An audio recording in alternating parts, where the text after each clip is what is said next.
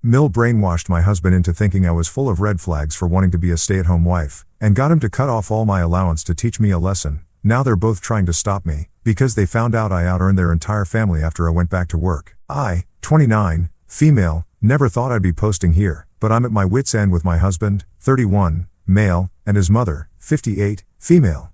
We've been married for 3 years, together for 5, and everything was great until about 8 months ago when I brought up wanting to be a stay-at-home wife. For some background, both my husband and I have always had good careers. I worked in tech sales for a company that specialized in enterprise software solutions. The job paid well, but was incredibly demanding. 60-plus-hour weeks, constant travel, high-pressure deals, and a toxic work environment that was starting to affect my mental health. My husband works as a software engineer for a mid-sized company making decent money, about $110,000 yearly. Last year, after a particularly rough quarter at work, where I ended up in the ER with stress-induced chest pains, I started seriously considering leaving my job. We had always talked about having kids someday, and I thought maybe this was a good transition period where I could take a break from the corporate world, recover my health, get our home life in order, and prepare for starting a family in the next year or two. When I brought this up to my husband, he seemed supportive at first. We did the math and determined that while things would be tighter on just his income, we could make it work if we cut back on some expenses. I had also saved a good amount from my high-paying job that could serve as a safety net. The plan was that I would quit, take a few months to decompress, and then we'd start trying for a baby. The problem started when we visited his parents for dinner and shared our plans. My mother-in-law has always been what I'd call traditional but contradictory. She's the type who believes women should be mothers above all else, but also looks down on women who don't work. When we told her I was planning to leave my job, her face immediately soured. She asked a bunch of pointed questions about finances and kept making comments like, "Must be nice to have someone support you, and I've always believed in pulling my own weight." After that dinner, I noticed a change in my husband. He started making comments about how much money we'd be losing and questioning if I was really cut out for being at home. He brought up concerns he'd never mentioned before, like, what if you get bored? Or what about your career trajectory? At first, I thought he was just processing the change. But these comments increased in frequency and became more critical over time. About a week later, he sat me down and said he'd been thinking about our plan and didn't feel comfortable with me quitting my job with no real purpose. I was shocked because we'd already discussed everything. He'd agreed it made sense given my health issues and our family planning. When I reminded him of this, he said his mother had raised some good points about me potentially taking advantage of him. The situation came to a head when he suggested that instead of me quitting entirely, he would give me an allowance from his salary while I figured out my next steps. He framed it as a compromise, but it felt incredibly patronizing. Still, wanting to save our marriage and my sanity, I reluctantly agreed. I quit my job, and he set up a separate account for me with a monthly transfer of $1,500, which was barely enough to cover my personal expenses and contribute to some household costs. For about 3 months, things were tense, but manageable. I took care of our home, cooked all meals, handled all the errands and appointments, and started looking into freelance work to supplement the allowance. I was happier being away from my toxic workplace and thought my husband was seeing the benefits, too. Our home was more organized. We were eating healthier. I was less stressed. Then came the day I overheard a phone call between my husband and his mother. I wasn't eavesdropping intentionally. I was just bringing him coffee in his home office when I heard him say, "I know, Mom. You were right about the red flags. I'm doing what you suggested to teach her a lesson." I was stunned. When I confronted him later, he admitted that his mother had convinced him that my wanting to be a stay-at-home wife before having children was a huge red flag and that I was trying to trap him into supporting me forever. She had apparently been sending him articles about gold diggers and stories about men who were taken advantage of by manipulative wives. The worst part, he told me he had been deliberately making the allowance small and had planned to reduce it over time to encourage me to go back to work. He thought once I realized how hard it was to live on a limited budget, I would come to my senses. I was devastated. Not only had my mother-in-law poisoned my husband against me, but he had also chosen to manipulate me financially rather than have an honest conversation about his concerns. I packed a bag and went to stay with my sister for a few days to clear my head. While at my sister's, I decided that if returning to work was so important to my husband and mother-in-law, I would do exactly that, but on my terms. I reached out to a former colleague who had left our company to start her own consultancy. She had previously asked if I would be interested in joining her team, offering more flexibility and less toxicity than our former workplace. I called her, and she was still interested. I didn't tell my husband about this right away. When I returned home, I told him I needed time to think about our future. He seemed relieved that I wasn't immediately filing for divorce, but was clearly walking on eggshells around me. The allowance issue remained unresolved. 2 weeks later, I had officially accepted a position with my former colleague's consultancy. The job offered a base salary of $85,000 with significant commission potential and was fully remote with flexible hours. It wasn't as much as my previous job up front, but the work-life balance was much better and I'd have autonomy over my schedule. When I told my husband, he seemed surprised but relieved. He immediately said, "That's great. I'll stop the allowance transfers then since you'll have your own income again." I simply replied, "Yes, you can cancel those transfers. I won't need them anymore." What my husband and mother-in-law didn't know, and what I hadn't fully realized myself until I started interviewing, was that my skills and experience were highly valued in the current market. While my base salary was lower than before, the commission structure and profit sharing at this small company meant that my earning potential was actually higher than my previous job. Within my first month, I closed 2 major deals that resulted in commissions totaling more than my husband's quarterly salary. By the end of my second month, I had earned more than $70,000 in commissions alone. On top of my base salary, my company was thrilled, and I was offered a partner track position that would include equity in the business. I didn't immediately share these details with my husband. I set up my own separate bank account, something I'd never done before. We'd always had joint accounts, and I'd had my paychecks deposited there. I continued to contribute the same amount to our household expenses as I had been with the allowance, despite now earning significantly more. Yesterday, everything blew up. My husband accidentally saw an email notification on my phone congratulating me on closing another major deal with commission numbers clearly visible. He was shocked and asked why I hadn't told him about my success. Before I could answer, he got a strange look on his face and asked how much I was actually making. When I told him the truth, that I had made over $200,000 in just 3 months and was on track to make at least $400,000 this year, he looked like I'd slapped him. He immediately called his mother and put her on speakerphone, telling her how much I was making. I could hear the disbelief in her voice as she sputtered that I must be lying or doing something shady to earn that kind of money. Then came the part that really floored me. They both started arguing that since I was making so much money, I should be contributing more to our household, specifically that I should be paying for luxury expenses, like the renovation my husband had been wanting for his home office and a vacation his mother had been hinting she wanted us to take her on. When I pointed out that just months ago they were both convinced I was a gold digger trying to avoid work and now they wanted access to my money, they both got defensive. My husband claimed he was just being practical about our finances, and my mother-in-law said that family should help family.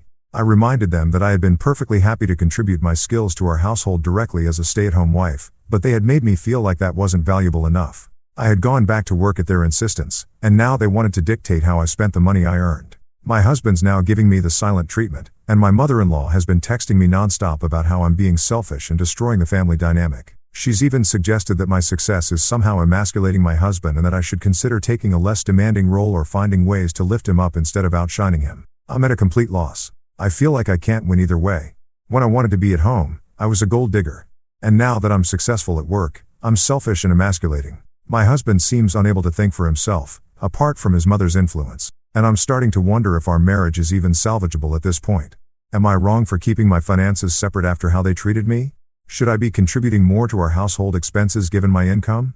And how do I deal with a mother-in-law who seems determined to paint me as the villain no matter what I do? Update 1. First, I want to thank everyone for their support and advice. I've been overwhelmed by the response, and it's helped me gain some clarity in this chaos. After my post, I tried again to have a conversation with my husband. I suggested we see a marriage counselor to work through these issues with a neutral third party. His response was telling. He said he'd only agree if his mother could join some of the sessions because she's a key part of the situation.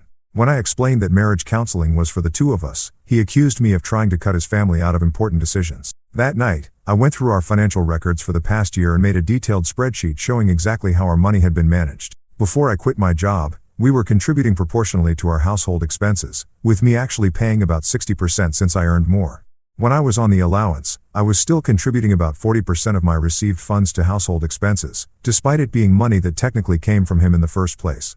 I also documented all the unpaid household labor I performed during my time as a stay-at-home wife: meal planning, cooking, cleaning, errands, appointments, management, etc., and researched the market rate for these services. The value came to approximately $4,000 per month if we had outsourced all of that work. When I presented this information to my husband, hoping the concrete numbers would help him see the situation more clearly, he dismissed it as creative accounting and said household chores don't count because everyone has to do those anyway. He completely missed the point that he wasn't doing them. I was handling everything while he focused solely on his job. The next day, things escalated further. My mother-in-law showed up unannounced at our house while my husband was at work. She said she wanted to clear the air between us. What followed was essentially an hour-long lecture about how marriages fail when women become too independent and how I needed to be more considerate of my husband's ego. She brought up her own marriage, saying she always made sure her husband felt like the provider even when she was working. The conversation became even more surreal when she suggested I funnel some of my commission money through my husband's account so he could give it back to me as an increased allowance. This way, she explained, he would feel more in control while I still got to enjoy my earnings. I was speechless. When I asked her directly why she had told my husband that my wanting to be a stay-at-home wife was a red flag, she claimed that she was just protecting her son and that women these days take advantage of hard-working men. I pointed out that I had worked just as hard as her son throughout our relationship and had supported us financially at a higher level than him until recently. She waved this off as just lucky sales commissions rather than acknowledging my skills and effort. After she left, I called my sister, who is an attorney. While I'm not ready to file for divorce, I wanted to understand my options, and she advised me to continue keeping detailed records of all conversations and financial matters and to make copies of all important documents just in case. My husband came home late that night and immediately confronted me about his mother's visit, accusing me of being rude to her. Apparently, she had called him crying about how I attacked her when all she was trying to do was help our marriage. This was a complete fabrication. Our conversation was tense but civil, and I was mostly listening to her outlandish suggestions rather than attacking her. At this point, I decided to take a step back. I told my husband I would be staying at a hotel for the weekend to give us both space to think. He tried to argue that I was running away from our problems, but I stood firm. I needed time away from the manipulation and gaslighting to think clearly. I'm now sitting in a hotel room trying to decide what to do next. The marriage counseling suggestion is still on the table, but only if it's just the two of us. I've also decided that regardless of what happens with our marriage, I'm consulting with a financial advisor next week to protect my assets going forward. The question now is whether this marriage is even worth saving. Can someone who allowed his mother to convince him his wife was a gold digger and then tried to financially manipulate her ever be trusted again? I honestly don't know. Update 2. Things have taken several unexpected turns since my last update. After spending the weekend at the hotel, I returned home on Monday morning to find my husband in a completely different mood. He was apologetic and said he'd done a lot of reflecting while I was gone. He admitted that he'd let his mother influence him too much and that he had behaved terribly towards me. He suggested we try the marriage counseling I had mentioned, just the two of us. I was cautiously optimistic, but still wary. His sudden change of heart seemed suspicious, especially given how firmly entrenched he had been in his mother's perspective just days before.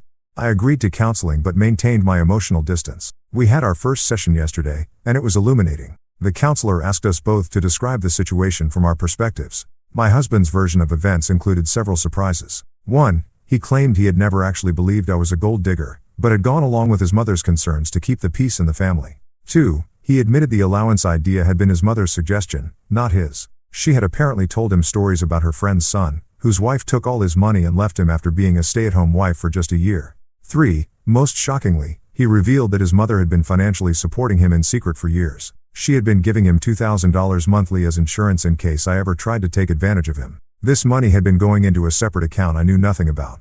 I was stunned. The counselor helped us work through my immediate reactions and suggested we focus on the key issues: trust, financial transparency, and boundaries with family members. After the session, my husband showed me the secret account his mother had been funding.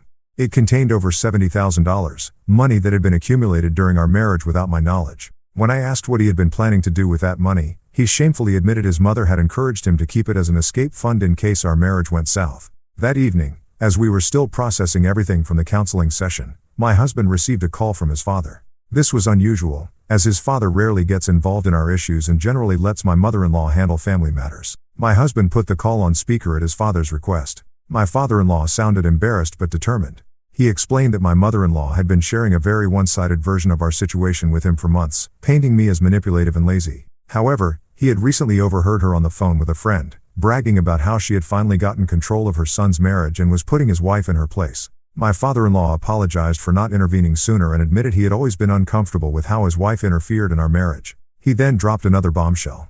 My mother-in-law had been lying about their own financial situation. While they lived modestly and she always complained about money being tight, especially when declining to help her daughters or extended family, they were actually quite wealthy from an inheritance and investments my father-in-law had managed. My mother-in-law had been controlling their finances for decades, giving my father-in-law a limited allowance while she made all major financial decisions. The parallels to what she had encouraged my husband to do to me were unmistakable.